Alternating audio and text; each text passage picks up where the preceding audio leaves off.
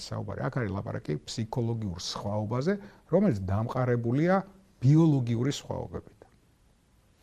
შესაბამისად, ურთიერთობა რო კარგი გამოვიდეს ამ ორ სქესს შორის, უკეთესი იქნება თუ მე მეორე სქესი მეცოდინება.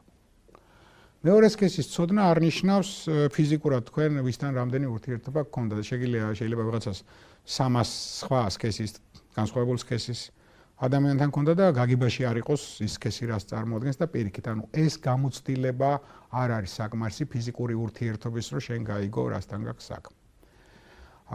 და გაუგებრობები ამ სქესს შორის, ასე ვთქვათ, თუ რაღაც გაუგებრობები ზუსტად იქიდან გამომდინარეა, რომ ათვლითი წერტილები, ანუ ძირითადი კომპონენტის ათვლითი წერტილები არის განსხვავებული, ხო? მოდი ის გავიხსენოთ ესეთი კაცების მხრიდან გამოთქმები, მაგალითად, რომ ქალს ლოგიკა არ აქვს, გაგვიგია ესეთი რაღაცა.